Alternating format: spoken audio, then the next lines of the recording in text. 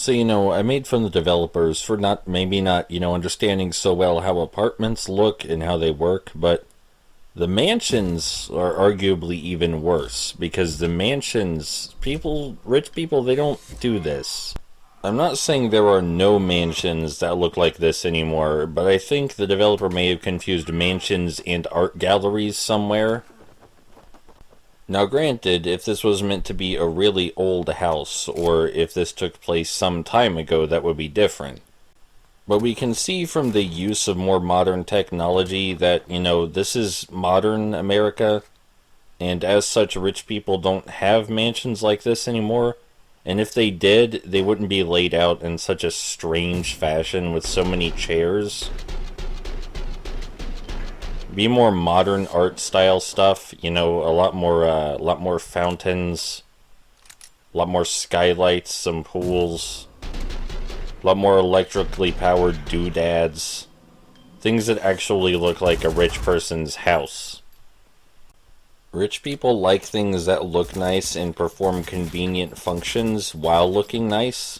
They don't need this many counters or this many tables or chairs or salt shakers, and they don't leave cash sitting on their kitchen counter. I mean, I'm not sure about that last one. They could leave wads of cash just sitting on their kitchen counter.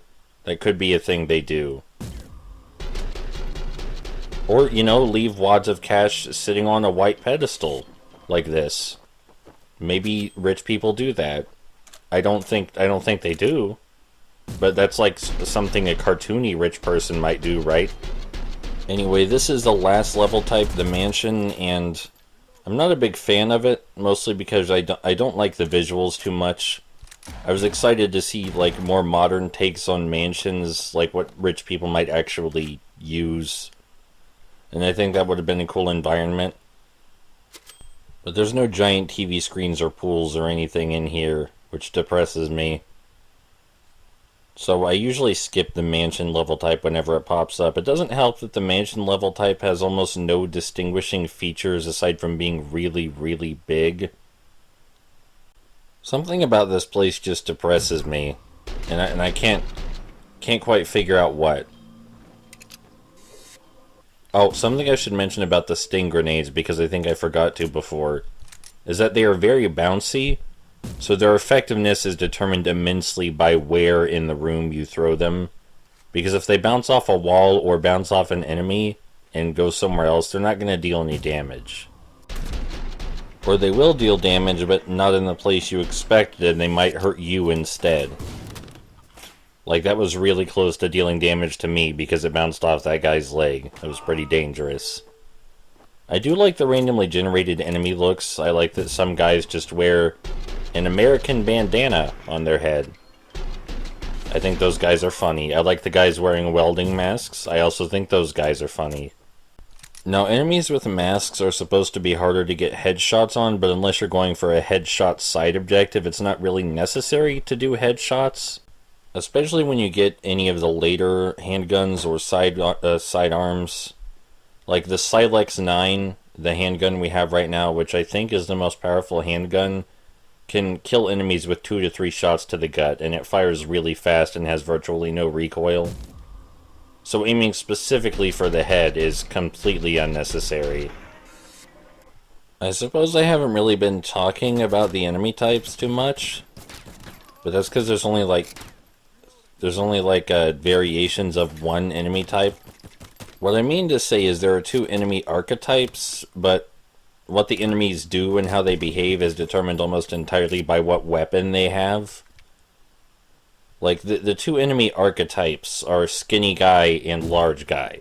Large guy takes more bullets, skinny guy takes less bullets but moves faster, and then there are the guys that charge at you with melee weapons who, they're more of just an obstacle than an actual enemy type. The guys that charge at you to melee you could just be replaced with fucking Roombas or something, and it wouldn't really make much difference. It's basically just a really slow bullet holding a pipe running at you. So I'm not sure a variety in enemy types is something that you should be looking for when you play this game, since the variety in enemies comes almost solely from which guns they're using, unless you consider fat guy and skinny guy to be a large variety of enemy types. Which I don't personally, but for some games that works fine. There are plenty of beat-em-ups where that works out. So we're almost done with Rico, and I think I definitely went the right way in recording this. I would not have enough commentary for the entirety of Case Mode, that much is for sure, because it's just this, but more of it. And me not having commentary for it doesn't mean it's bad. It just means, you know, I would run out of stuff to say.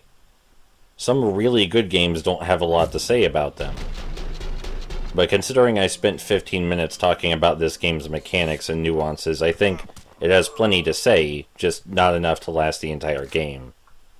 And there isn't really a narrative for me to talk about or deconstruct or get involved in this time around.